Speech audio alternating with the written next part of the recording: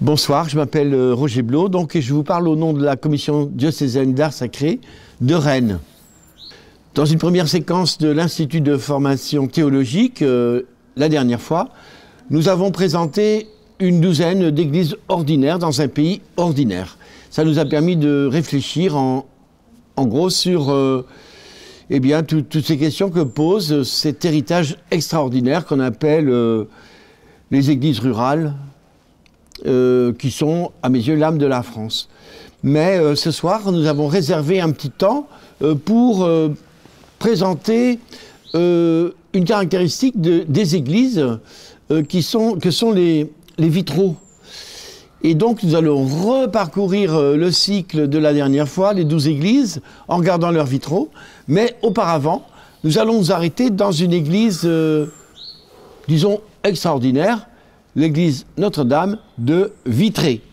Vitré, bon, c'est le nom de la ville, mais c'est aussi le nom de sa caractéristique, elle est bien vitrée. Donc, commençons par explorer cette église extraordinaire de Notre-Dame de Vitré.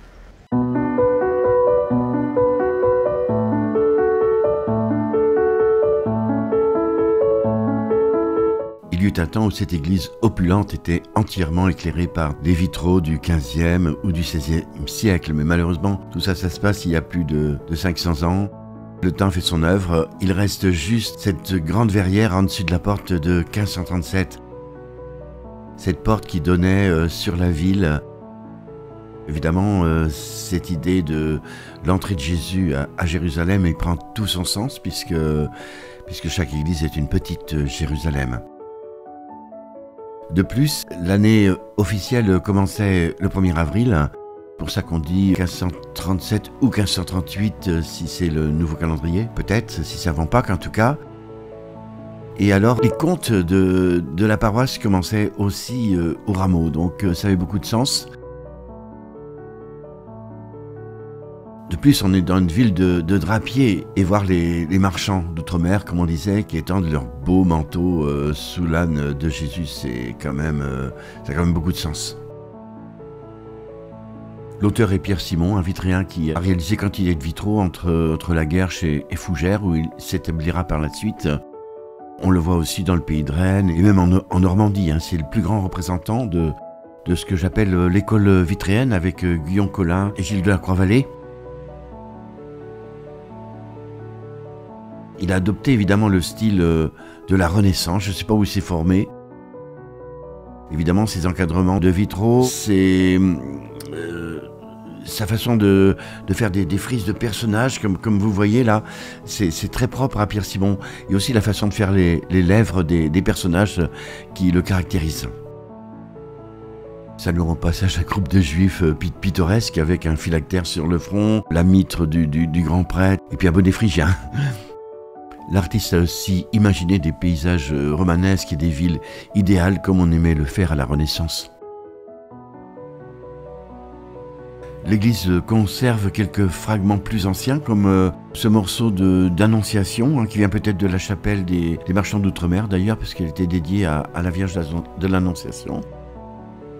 Ça, c'est de la fin du XVe siècle, et on voit la différence avec le vitrail de la Renaissance qu'on a vu avant, la Renaissance où on maîtrise complètement les couleurs et on se lance dans des grandes compositions. Ici, on a que le jaune d'argent, le rouge, le noir, mais on les mélange difficilement. Et on soigne surtout le dessin. Mais bon, ici, c'est pas un succès de ce genre. Le vitrail figuratif s'éteint pratiquement au XVIIe siècle, au XVIIIe siècle, parce qu'à cette époque-là, vous l'avez vu dans le premier montage, on privilégie les retables solennels et tout ça, les éclairages indirects. Il faut attendre les années 1840 chez nous pour que renaisse l'intérêt pour le vitrail. Mais à ce moment-là, ça va devenir très important pendant une cinquantaine d'années. À Vitré, le premier vitrail qui est fait, c'est celui de 1852, quand on réouvre justement dans le fond du chœur des moines, comme on dit, la verrière, hein, on enlève le retable et puis on commande une nouvelle verrière.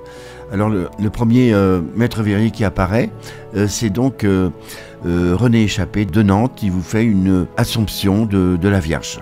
L'Assomption, c'est normal puisqu'on est dans l'église Notre-Dame, et puis l'Assomption c'est très populaire parce que jusqu'à la Révolution c'était la grande fête nationale, c'est le 15 août. Il faut attendre 16 ans pour Constance à remettre des couleurs dans les verrières du transept, il y en a 2, mais celle du sud, la voilà. C'est un arbre de GC, alors qu'on va confier à René Chauvel. Bien, René Chauvel, c'est un vitréen. Enfin, il est né dans une ferme à Cesson, mais enfin, je ne sais pas quelle carrière il a fait. Il a épousé une Parisienne, alors il a dû travailler à Paris. Son style ressemble à certains maîtres verriers de Nantes. Ici, il se débrouille pas trop mal avec les couleurs. C'est pas un champion du dessin, mais vous voyez, on lui a donné des consignes. Vous allez faire un arbre de GC parce que c'est l'église Notre-Dame et ça c'est un thème marial depuis la Renaissance. Il y a une petite nouveauté, c'est que encadrant la Vierge, eh bien il y a Saint Joseph et Saint Jean. Il n'y a pas que les rois de Juda qui sortent de la souche de GC qui est en bas. De l'autre côté, 2 ans plus tard, en 1870, eh bien, c'est un nouveau vitrail dédié aussi à Notre-Dame, un vitrail du rosaire avec la donation du rosaire au centre, encadré par les 15 mystères du rosaire. Alors ça, c'est archi classique. Malheureusement, le temps a fait son œuvre et ce vitrail s'est un peu décoloré. Et puis, il faut dire que Échappé n'était pas un super champion du dessin. Il était meilleur pour faire des grisailles. Alors on fait un pas vers l'amélioration quand même de ces vitraux avec l'intervention du Carmel du Mans. Pour moi c'est presque mon atelier préféré dans tout ce qu'on va voir, mais il a connu plusieurs périodes. Ici on est en 1874. J'en profite d'abord pour vous donner quelques éléments de vocabulaire sur la structure d'un vitrail. Là, les petites colonnes qui divisent en 3 la partie principale du vitrail, ça s'appelle quoi? Ça s'appelle des meneaux. Eh bien, les meneaux, c'est par 3 éléments, là, ici, qu'on appelle des lancettes. La partie haute, c'est un peu spécial, on appelle ça le tympan. La partie principale, elle est séparée en hauteur en 3 parties, qu'on appelle les 3 registres. Et les registres sont séparés par des éléments de métal qu'on appelle les barlotières. Et entre les barlotières, il y a des éléments plus fins qu'on appelle les vergettes. Bon, avec ça, vous êtes déjà calé. Bon, maintenant, j'énumère brièvement les scènes, mais d'abord, il faut rétablir le bon ordre. Alors, Annonciation, mariage de la Vierge, naissance de Jésus à gauche. À droite, vous avez la fuite en Égypte. Jésus au milieu du docteur, la crucifixion. Et au centre, c'est la mort de la Vierge, et puis les 2 panneaux de l'Assomption que vous connaissez, et tout en haut, la glorification de la Vierge au ciel. Le découpage en panneaux et les bordures montrent qu'on s'est efforcé d'imiter la fin du XVe siècle, qui est la date de cette chapelle de la Vierge. Maintenant, dans sa quête du meilleur, la paroisse va s'offrir le concours d'un grand atelier parisien à partir des années 1884. C'est l'atelier Lavergne, Claudius Lavergne. Alors Claudius Lavergne, il est né à Lyon, il a été élève de Ingres, c'est un sacré peintre. Et il fonde un atelier après avoir fait des cartons pour quantité de manufacture de vitraux. Alors le premier, c'est le baptême du Christ. Vous pouvez vous rendre compte qu'il y a une anomalie, c'est qu'est-ce que vient de faire la Vierge ici? C'est tout simplement parce que c'était une chapelle dédiée à la fois au baptême et à la mère des douleurs. Donc il a mis la Vierge et c'est la première fois qu'elle assiste au baptême de son fils. À côté, pour la chapelle Saint-Michel, il vous dessine un Saint-Michel qui ressemble un petit peu à Jeanne d'Arc avec la lance qui tue le dragon et la balance qui pèse les âmes et un visage très, très beau. Plus loin, dans la chapelle Saint-Jean-Baptiste, évidemment, Claudius Lavergne excelle pour ses grandes compositions. C'est centré sur l'enfant Jésus qui donne à boire à Jean-Baptiste. Et puis, il y a les 2 mamans, Marie qui est en train de filer, Anne qui s'émerveille avec un agneau à ses pieds. Plus haut, dans la chapelle du Sacré-Cœur, c'est toujours l'atelier Lavergne avec le Sacré-Cœur au centre, très beau, et 2 admirateurs, on peut dire, Saint François de Sales et Saint-Augustin. À la mort de Claudius Lavergne, la succession va être un petit peu compliquée pour ses fils. C'est Noël qui va prendre l'atelier Lavergne, mais Georges, l'aîné, va créer son propre atelier et essayer de montrer qu'il est le meilleur des meilleurs, ce qu'il fera magnifiquement à Retiers. Ici, une grande composition de Georges Lavergne, La Nativité. Entre-temps, on s'est adressé à un autre atelier, l'atelier Clamas et Bordereau d'Angers. On lui confie la verrière en face de la porte avec l'entrée de Jésus à Jérusalem. Alors, ils font une grande composition, sans bordure, centrée sur le portement de croix avec la rencontre de Véronique. Vitrail magnifique, hein. Du coup, on confie au même atelier, pour la chapelle Saint-François, une image de Saint-François encadrée de deux personnes de son temps, Saint-Louis et Sainte Élisabeth de Hongrie. On va finir en apothéose avec l'appel à l'atelier de Louis Champignol de Paris. Hein. C'est quelqu'un qui a une destinée assez intéressante parce qu'il est lorrain au départ et ça fait son succès parce que la Lorraine est en partie allemande. Il s'est établi à Paris. Et il va faire travailler beaucoup de peintres pour lui en fait. Je ne sais pas qui a fait ce tableau de la présentation de la Vierge au Temple.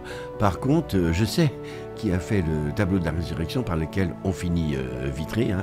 C'est Auguste Allôme. Et comme il n'a pas eu le droit de marquer sa signature à côté de Champignol, eh bien il a claqué la porte et il a fondé son propre atelier. C'était en 1893. Ainsi finit notre livre de belles images sur Notre-Dame, la bien vitrée. Mais de 1852 à 1893, il a quand même fallu plus de 40 ans pour y parvenir.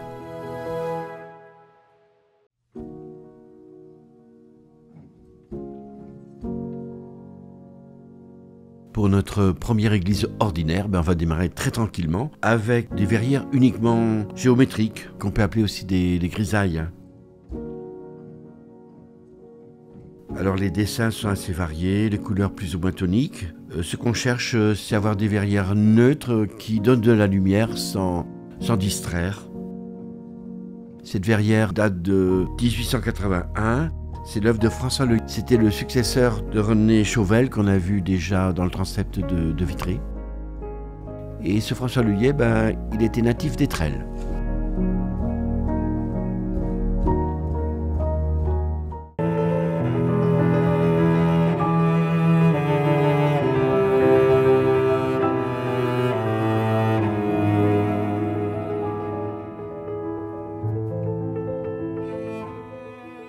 À Bréal, ce sont aussi des verrières très simples, sans personnage, mais elles ont été faites en 3 temps et sont toutes du XXe siècle. Les premières verrières, les plus anciennes, en 1922, sont justement d'Auguste Allôme qui a fini les vitraux de Vitré. Hein, ce sont des compositions un peu répétitives. Hein. La deuxième série, c'est de Jean Klein lors de la restauration des années 1960. Je les trouve assez fines en fait. La bordure s'inspire du décor de la porte romane à l'entrée. Un petit côté cistercien, on peut dire. Et puis les troisièmes sont des années 1990. On a remplacé celle qu'il y avait avant, je ne sais pas ce que c'était. Bon, l'idée, c'est de Henri Humboldt, hein, qui a son atelier à Cornu, enfin c'est Cassandre maintenant, avec un musée du vitrail. Hein. Alors Henri Humboldt a voulu ici suggérer qu'à l'intérieur de la verrière, il y avait une verrière plus petite, comme à l'origine.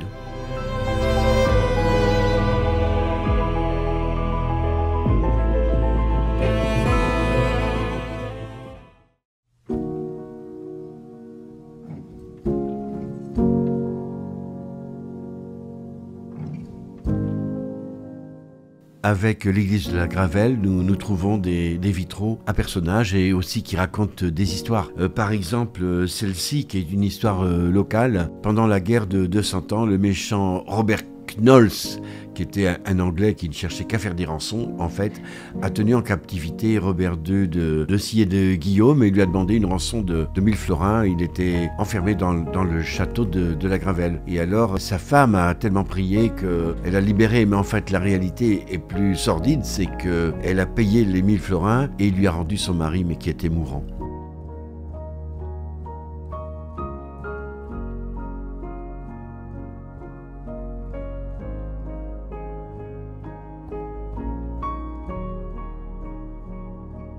Je me demandais bien qui avait fait ces verrières si bien dessinées. Et j'ai fini par trouver une signature, la signature de Maurice Kuchelbecker, qui était associé alors à certains jacquiers. Ce Maurice Kuchelbecker, c'était le fils d'un des Kuchelbecker qui avait travaillé au début du Carmel du Mans. C'était des virtuoses. Alors il s'était mis à son compte. Les verrières sont de 1885. C'est un atelier qui est quand même très agréable à voir. Et cette signature se trouve dans le vitrail de l'extase de Sainte Thérèse d'Avila. On trouve face à ce vitrail un beau vitrail de Sainte Anne avec Joachim et la Vierge Marie. Et dans le fond de l'église, Saint-Louis, avec en dessous le blason de la famille qui offre le vitrail, c'est la famille du château. Ces verrières sont enchâssées dans des encadrements Renaissance, sans doute pour égayer une église que l'on trouvait trop austère.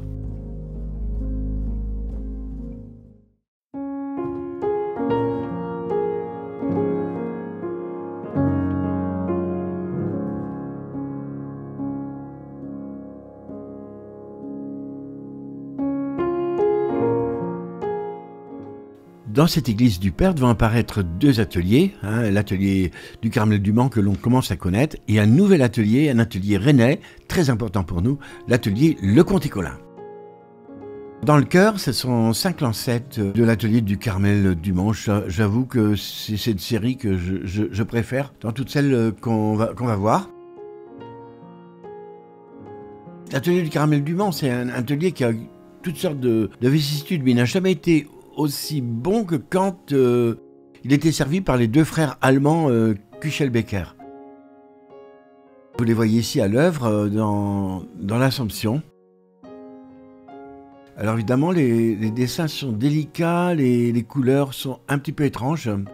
En dessous de l'Assomption, il y a une martyre, alors on se demande de qui c'est, mais finalement, quand on connaît le prénom de la donatrice, il s'agissait de Félicité Onfroy. C'était une marchande de draps qui était tombée veuve enceinte. Elle avait donné le jour à une petite fille qu'elle avait aussi appelée Félicité. Et en dessous de Sainte Félicité martyre, eh bien, il y a Saint-Louis, et Saint-Louis, c'était le prénom de son mari et de son fils. Donc ça s'explique bien pourquoi on trouve Sainte Félicité et Saint-Louis en bonne position.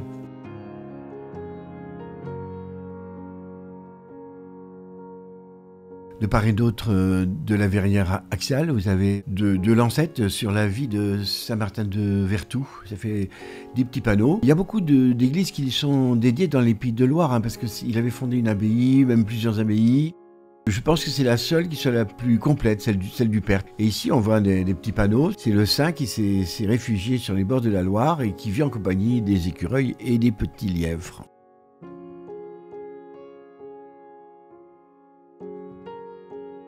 Eh bien, la deuxième série nous fait découvrir l'atelier rennais Le Conté-Colin. Je dis atelier rennais, quoique Charles Lecomte était de la Sarthe et Gustave Colin était angevin, mais ils s'étaient associés tous les deux.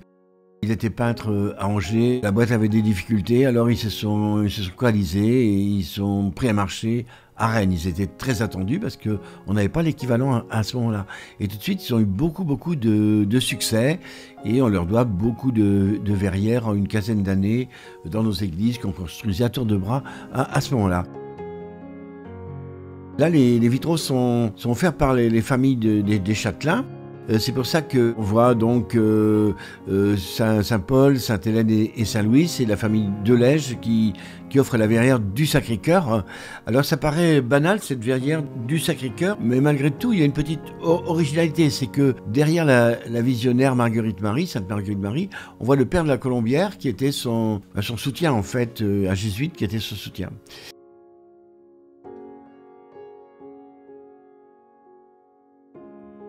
C'est pareil pour l'image en face, dans le transept sud. On croit être habitué à cette représentation du rosaire avec Marie qui offre le chapelet à Saint-Dominique et puis le petit Jésus qui offre le chapelet à Sainte-Catherine de Sienne. Mais en fait, c'est pas Catherine de Sienne, c'est Sainte Ursule Benincasa. Parce qu'il lui donne pas un chapelet, mais il lui donne un scapulaire. Il y avait une dévotion au chapelet et une dévotion au scapulaire. Voilà la belle histoire. Et alors ce tableau, il est offert par la famille de Henri de Salier-du-Pin. C'est pour ça qu'on le voit apparaître au milieu de Saint-Joseph et Saint-Pierre.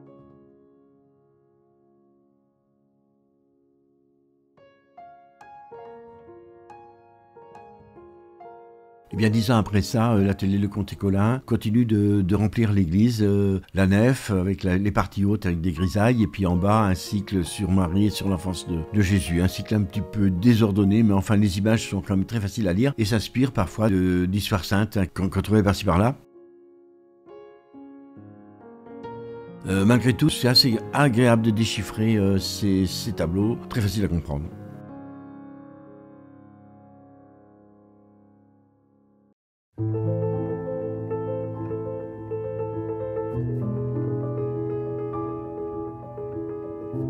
C'est la seule église du circuit avec des vitraux contemporains. En 1862, elle avait été vitrée par René Chauvel avec tout un programme, la Trinité dans l'axe, avec les évangélistes, dans le transept nord, la Vierge Saint-Joseph, dans le transept sud, la fameuse Sainte Anastasie et Saint Chrysogone, dans le transept nord, dans la nef, des grisailles. Mais 100 ans après, on s'était un peu fatigué. La commission d'art sacré a préféré renouveler les vitraux de façon non figurative, en disant que ça va être plus recueilli. Et alors, ça a été confié à l'atelier Klein en 1865, c'est-à-dire 100 ans après Chauvel. Alors, il répéta le même motif sur ces 15 verrières.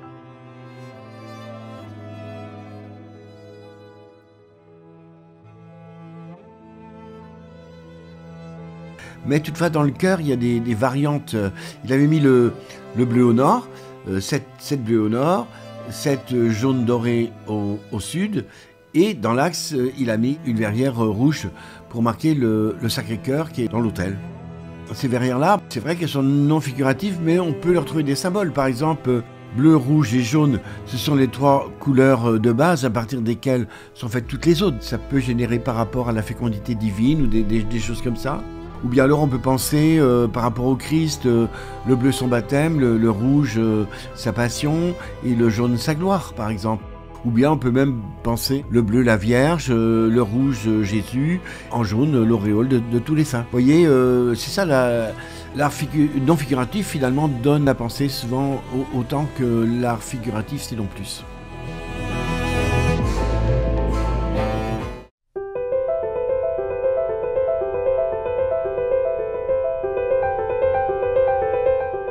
À l'origine, tous les vitraux de cette grande église avaient été confiés à René Chauvel de vitrer. Il n'y avait d'ailleurs que lui à ce moment-là. On voit ce qu'il faisait de mieux, c'est-à-dire un saint dans des motifs géométriques assez légers. Par la suite, quand même, il y a eu des petites transformations dans l'église qui ont amené l'intervention de 2 autres ateliers. Premièrement, le Carmel du Mans. Dans le bas-côté sud de l'église, on a enlevé le baldaquin des fonds baptismaux, puis il a fallu déboucher la verrière. On a fait apparaître Saint Thomas. C'est un dessin très adroit du Carmel du Mans. On croirait un peu qu'il s'inspire de Botticelli.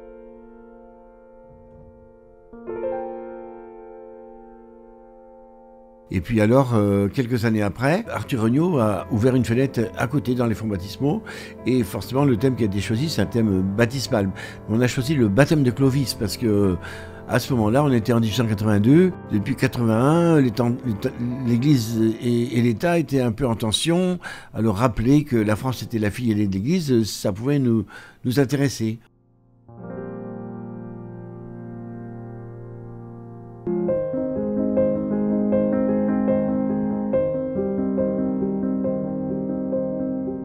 C'est une église très élégante, donc de Charles Langlois, qui a été terminée en 1867. Et alors, elle a fait l'exploit de finir aussi ses vitraux en totalité en 1867. C'est quand même assez rare.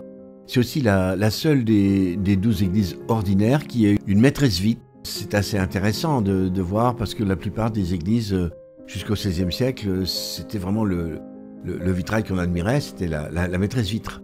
Alors évidemment, le sujet, il est central, et c'est Saint Germain d'Auxerre qui est à Nanterre et qui est avec Saint-Loup et qui rencontre la petite Sainte Geneviève avec ses parents. en allant en Bretagne, c'est-à-dire en Grande-Bretagne. C'est au début de la vita de Sainte-Geneviève. Bon, alors c'est historique ou pas, mais enfin... Et alors le vitrail a été offert par le recteur, ce qui est quand même à noter aussi, hein. Il se sacrifiait souvent pour la plus grande gloire de Dieu, comme c'est marqué. Dans le bas-côté nord, il y a un autel dédié à la Vierge, donc tous les vitraux sont dédiés à la Vierge Marie. Ici, un beau vitrail du rosaire, hein. C'est un thème qui nous devient un petit peu habituel. Et Saint-Dominique qui reçoit le chapelet des mains de Jésus et qui va prier la Vierge. Alors je crois que c'est marqué sur la mandore, là, très sainte Vierge du Rosaire, priez pour nous. Bon, c'est en latin qu'on parle à ce moment-là dans les églises, hein. C'est assez joli. Et alors, de l'autre côté, dans le transept sud, eh bien, c'est réservé à des saints masculins. Oui, surtout des saints masculins, assez variés. C'est un peu d'habitude dans les églises que l'église triomphante, comme on disait, domine les fidèles habituels. En fait, cet atelier travaillait comme beaucoup sur catalogue. Armand Rémy faisait les modèles et après, il était reproduit par différents peintres de l'atelier. C'est pour ça que les visages sont plus ou moins réussis selon les églises et c'est pourquoi vous retrouverez, c'est avec le petit pèlerin, par exemple, à Saint-Grégoire ou ailleurs.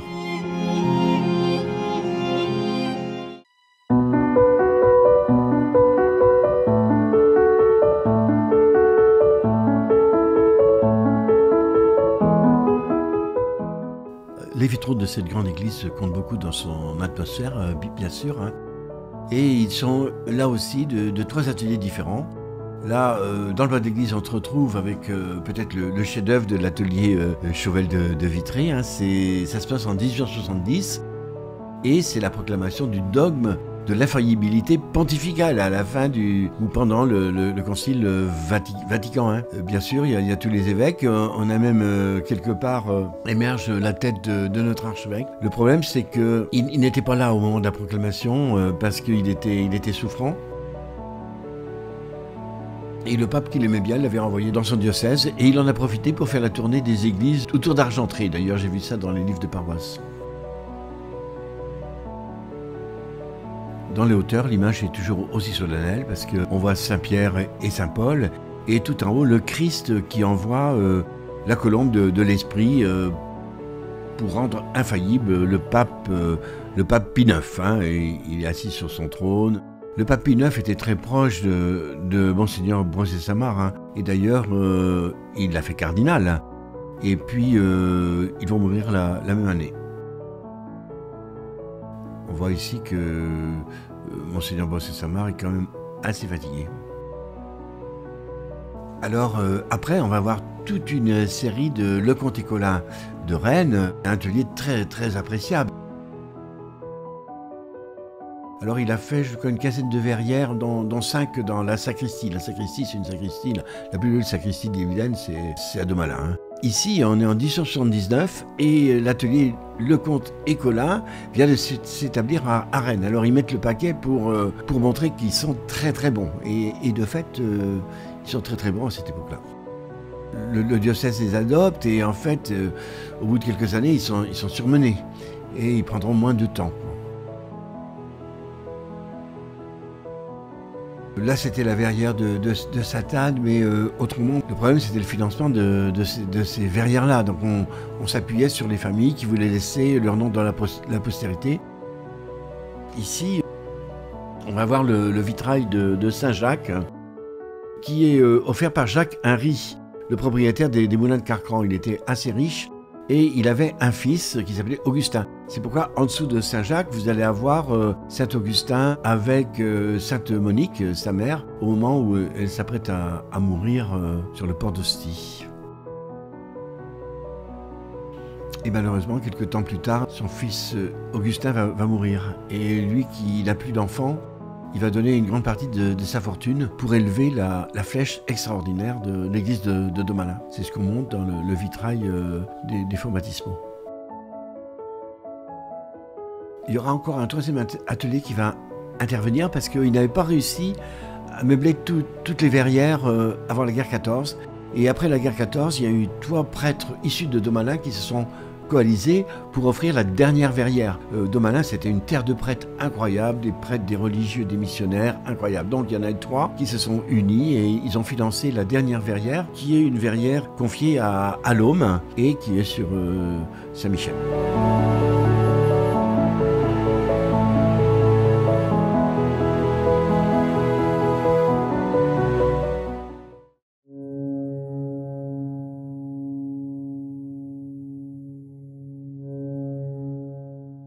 Dans la nef et dans le chœur, les verrières sont assez ordinaires. Je signale juste face à nous là, la verrière qui est souvent confondue avec la guérison de la belle-mère de Pierre, alors que c'est Saint-Augustin et Sainte-Monique au port d'Ostie comme à Domalin.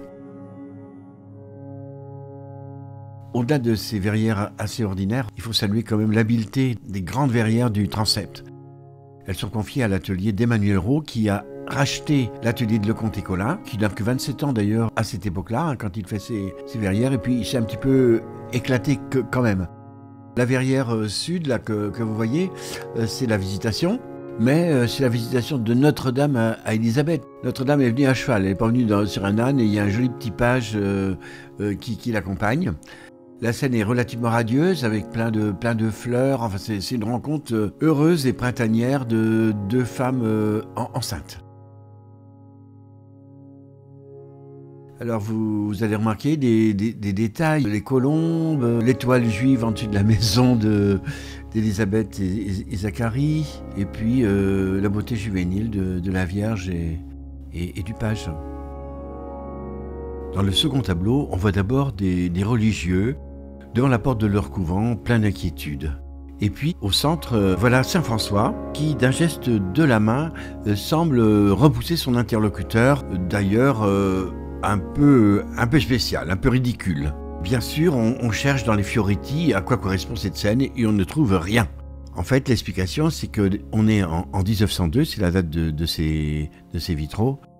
On n'est pas loin de 1905 quand l'État va nationaliser nos églises. Et c'est vrai que l'Église a l'air de dire touchez pas à nos églises.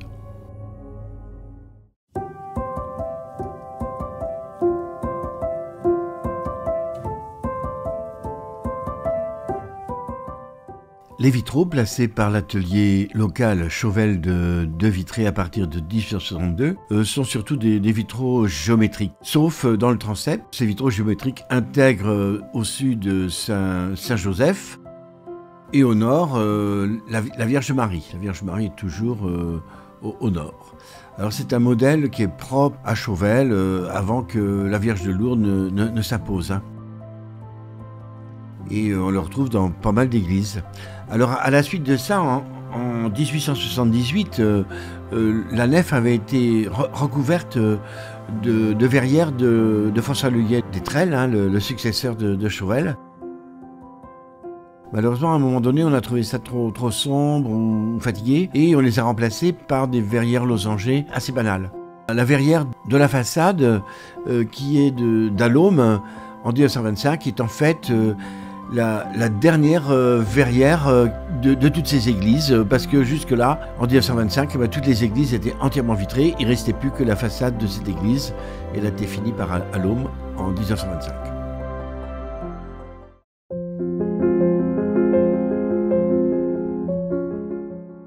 C'est l'église la plus récente, parce que après l'incendie de 1891, elle a été confiée à Arthur Regnault, qui dès 1992 a commencé le chantier d'une église extraordinaire, avec pas moins de 46 vitraux. Il y a 2 étapes dans sa construction, la bénédiction en 1895 et la consécration en 1901. À cette occasion-là, ils ont fait un certain nombre de vitraux. Les premiers vitraux ont été offerts en 1894, c'est le Sacré-Cœur, Saint-Pierre et Saint-Paul, les patrons de l'église. Et ça, c'est un atelier ignoré, disons, de Paris, l'atelier Bonnat.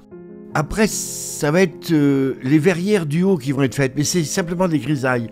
Alors, elles vont être confiées à un nouveau atelier parisien, l'atelier Ménien-Cesbron, et il ne reste à faire que toutes les verrières du bas, qui elles vont être confiées en 1898 à l'atelier rennais, d'Emmanuel Roux, qui vient de racheter l'atelier Le Conticola. On lui doit les 2 rosaces historiées, une avec l'entrée de Jeanne d'Arc dans Orléans, bien sûr, à cette époque-là, on attendait beaucoup de Jeanne d'Arc qu'elle nous rende l'Alsace et la Lorraine, hein. Et puis un épisode dramatique de la guerre de religion, où le recteur d'Étrelles, avec 110 paroissiens, est massacré par les Huguenots. Mais attention, l'atelier Roux, c'est pas homogène, c'est-à-dire, il continue de travailler avec Charles Lecomte, qui lui a vendu son atelier, et les premiers vitraux sont influencés par Charles Lecomte. Après, pour faire les saints, par exemple, les saints de chez nous, alors là, c'est Emmanuel Roux qui trouve sa manière un petit peu médiévale. On voit par exemple Saint Judicaël, Robert d'Abrissel, et puis le père de Montfort, hein. Il y aura un 3e membre de l'atelier qui va intervenir, le contremaître, parce que Emmanuel Roux est tombé malade. Là, on est après 1908, et on veut honorer le curé de Saint-Sauveur, qui est natif d'Étrelles, qui a enclenché l'érection basilique de Saint-Sauveur à Rennes.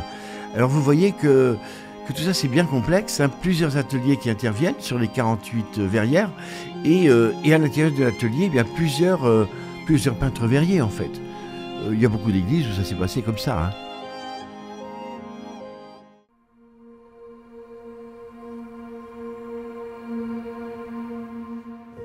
À Argentré-du-Plessis, la dernière église d'Ancien Régime, nous sommes bien renseignés sur les vitraux que l'architecte Brousseau voulait mettre. Il veut tout simplement s'inspirer des grisailles de la cathédrale Notre-Dame de Paris qui font débat actuellement. Mais de toute façon, comme ces vitraux comportaient des blasons des évêques d'Argentré, ils ont été massacrés à la Révolution. Et il a fallu attendre 1874 pour qu'apparaissent les premières verrières figurées dans le transept. Et ce sont justement des verrières de notre ami le Carmel du Mans. Au nord, le vitrail de Saint-Joseph qui a été fait pour rendre grâce pour avoir été épargné des Allemands à la guerre de 70. C'était le vœu fait en 70. Ils vont réaliser ce vitrail à la gloire de Saint-Joseph. Et de l'autre côté, ça va être le vitrail du Sacré-Cœur. Quelques temps plus tard, dans les années 1880, voilà l'atelier Le Conticola qui est sollicité pour les vitraux du chœur. Alors il passe un vitrail pour Saint-Jean et puis un vitrail pour Saint-Pierre. Et dans l'oculus en dessus du retable, eh bien, c'est une Assomption, parce que à ce moment-là, il y a le tableau, il est vide, et donc il faut rappeler que c'est l'église dédiée à Notre-Dame de l'Assomption. Alors, il va avoir toutes sortes d'aventures, ce vitrail, parce que quand on va avoir fait un tableau de l'Assomption en 1925, ben, il fera double emploi, alors il sera bouché, et puis après, on mettra l'orgue devant le tableau de 1925, hein. Alors on débouchera le vitrail, et puis après, on enlèvera à nouveau l'orgue, et réapparaîtra le tableau qui fera faire double emploi au vitrail, mais pour le moment, il est là en attendant un autre sujet. Ce tableau avait d'ailleurs été fait en même temps, la même année que celui de Livry-sur-Changeant, qui est plus complet. Voyez comme on est malin. On vous avait posé cette question à la fin de la première séquence. Où se trouve ce coq? Comme il est dans la toute dernière église Argentré-du-Plessis, au pied de Saint-Pierre d'ailleurs, eh bien on vous a fait refaire tout le circuit comme dans les grands magasins.